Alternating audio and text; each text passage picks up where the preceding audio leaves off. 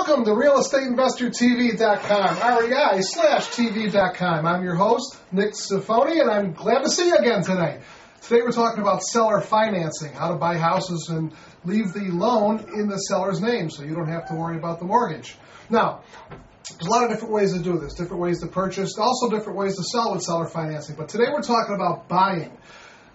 One of the ways is something we've talked about in a previous episode, and that is subject to. Subject to is when you buy the house from your seller and they just leave their mortgage on. Now, you actually own the house, but instead of you getting out and getting a new mortgage, there's no loan in your name. You just make their mortgage payments. Now, it all has to be done properly.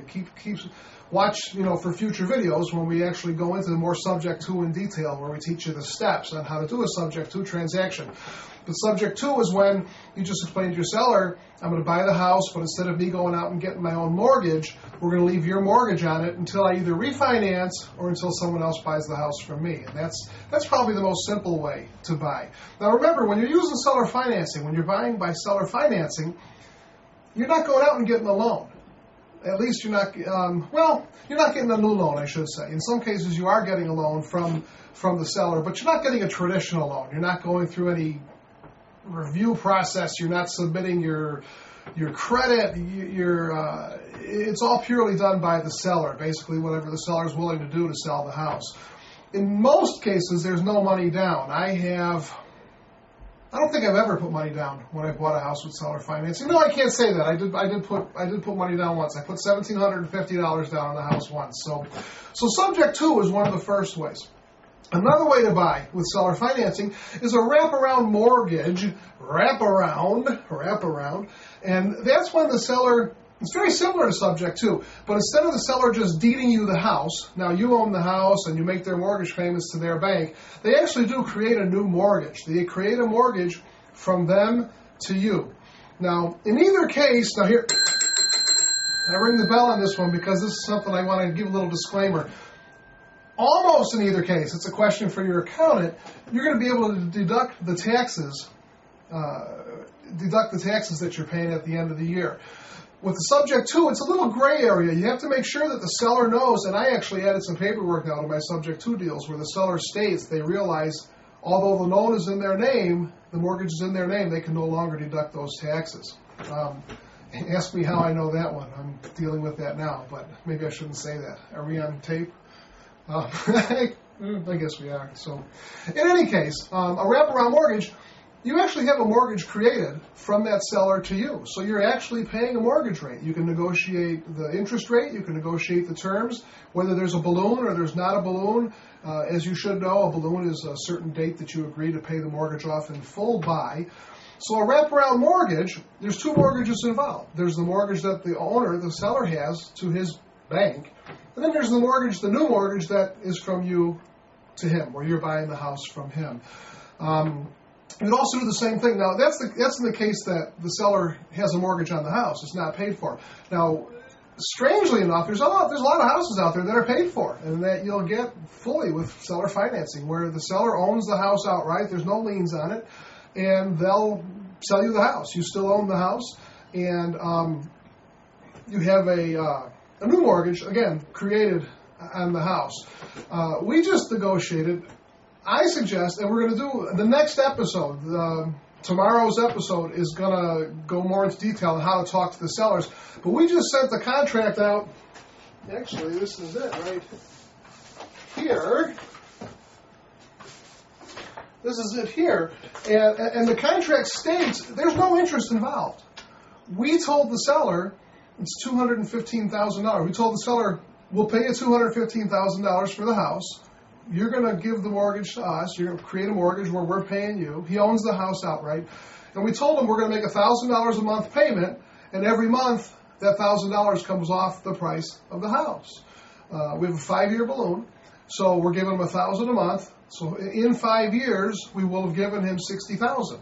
We're paying him $215,000, and the contract clearly states that when we buy, we're buying it now, but when we pay off that mortgage in 5 years, we're only going to owe him $155,000. So every $1,000 we give him is coming off of the price of the house. It doesn't get any better than that. We're not paying interest. Normally on a regular loan, we'd make that $1,000 a month, and in 5 years, instead of $215, we'd owe them $200 or $205 or something. So everything's negotiable when you're doing seller financing. And the last one is a lease option. That is a form of seller financing. Another bell ringer there. Pay attention here. You never buy a house with a lease with an option to purchase from somebody if they're in trouble. If there's any chance that they might be having any issue, they got to have good credit. They got to be on their way up. You don't want to lease from somebody who's on their way down or having foreclosure problems, because I guarantee you, if they're having problems with that house, it's Mickey Mouse, huh? Literally. If they're having problems with that house and you lease that house from them, what happens in 6 months or a year if they're being sued by everybody else for not paying their bills? Now you've got a house that you have tenants in, that those tenants gave you a big chunk of money, $5 or $6 or $8 or $10 or $15,000, and now the house is foreclosed on. So in any case, a subject to a wraparound mortgage or a note, a straight-up mortgage from the seller is much better than a lease. You always want to own. You always want to get the deed if you can. Now, what if there's equity? You know, in this instance, and when I say what if there's equity, what if you're buying the house for $200 and the seller only owes $150,000? In a lot of cases, maybe he's selling it to you for $200. He owes $150. Well, that's $50,000 that he wants. What if the seller wants that equity? In a lot of cases, you can negotiate to give him that money at the end of the deal. You can tell him, I'm going to rent the house out to some good folks. I'm going to work with them with their credit. I'm going to help them get their own mortgage. At that point, we're going to pay you off in full, and that's when you're going to get your $50,000. Now, in some cases, that's not good enough. In some cases, they want money up front. How about this? You tell the seller, Mr. Seller, you want $50,000 up front, so go ahead and do this. You own the house free and clear, or you have that much equity. Go get yourself a second mortgage on the house. The lender will give you that $50,000. We'll make the payments on it until we sell it. So, Mr. Seller, now you're getting your $50,000 up front. You can have that $50,000 right now, and the loan goes in his name, not your name, so you're not liable for it. So that's a thought. It sounds outlandish. You may feel a little funny asking people to do it, but I've asked, and they've agreed. Usually it's not that much. Usually the people we deal with, they want 10 grand now and the rest later, or maybe that's all they got in it is 10 grand. So I tell them, just go get a second mortgage, borrow the $10,000, we'll make the payments on it, you get the 10 grand, you walk away, and you're good. And they'll actually go for it. So a couple warnings. When you're buying a house with seller financing, if they still have a loan on the house, try to send your monthly check, not to the seller. Try to send your monthly check to the mortgage company that he owes. Tell him, let me make it easy on you, Mr. Seller. Here's your mortgage payment. Instead of me sending that to you and you send it to him, I'm just going to send it directly to them. Why? I want to make sure that that guy makes those payments. I don't want to be responsible for a house and making payments on a house and having a crooked seller putting that money in his pocket. And it happens, okay? If he's a little nervous about that or against that, or the numbers, you're paying him a little bit higher than his mortgage payment, send him a check every month made right out to the mortgage company. He gets the check.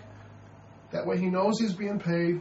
He sends that check right to the mortgage company, and that way everybody's happy. But you want to make sure your money is going to the underlying loan on that house. You want to be making it right to the mortgage company. And of course, if the guy owns the house outright, don't worry about it.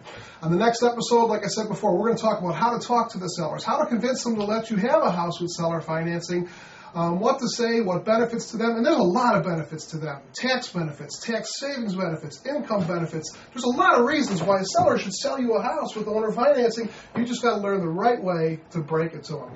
Don't forget, go on the side there or wherever it is and friend me up. Friend me on MySpace, friend me on Twitter, friend me on Facebook. I'd love to talk to you. I'd love to hear from you and say hi every now and then. Also, contact us. You got that little comment space up above, but way up over there somewhere, there's a little link that says Contact Us or something like that. Click on that, because here's what we want.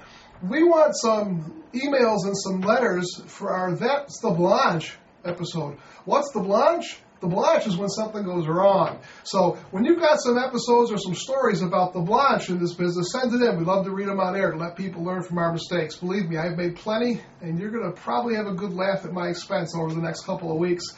Also, send in some deal evaluations. Click on the Contact Me, then Contact Me. Send in some deal evaluations. I'd really love to evaluate some deals to show you guys how we look at deals, how we look at the prices, how we determine how to make our offers and the correct offers to make and what type of deals to use. So if you got some goofy mistakes you've made that others can learn from, or you've got some deals that you think it's a deal, you're not sure it's a deal, but you want to see how I would evaluate it, send those in, and we're going to have segments showing that.